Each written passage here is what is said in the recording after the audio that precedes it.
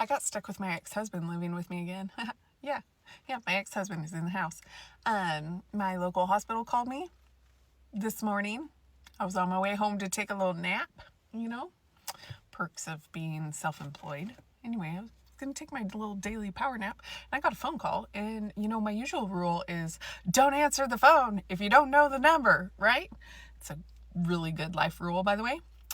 But I answered the phone, and it was my local hospital.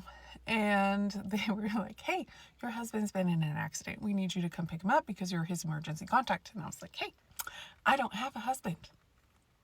And they're like, yes, you do, because he is here. He's telling us to call you. You are the one listed as his emergency contact in his paperwork and everything.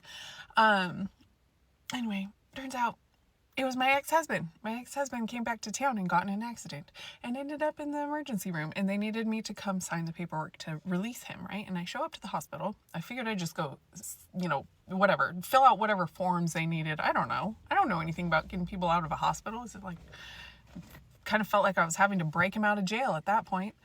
So I went to the hospital and they're like, we really need you to go talk to him. And I was like, no.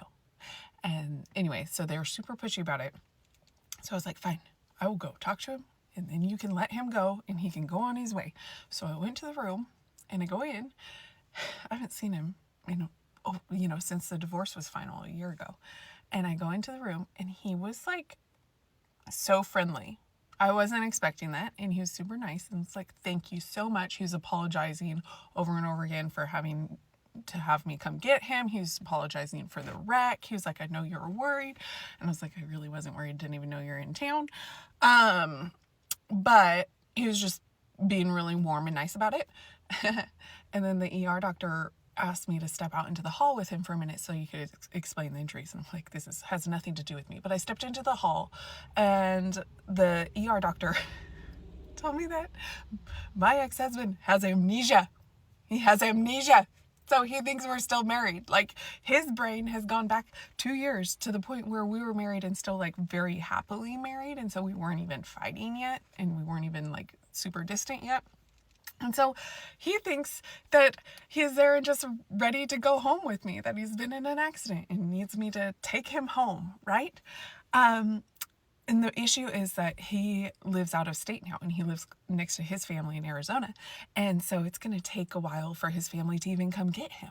So I ended up having to actually bring him home when they released him from the hospital because he doesn't remember anything. He doesn't know that we don't live together. He doesn't and he can't be driving yet. He can't be flying by himself yet because of, head injuries.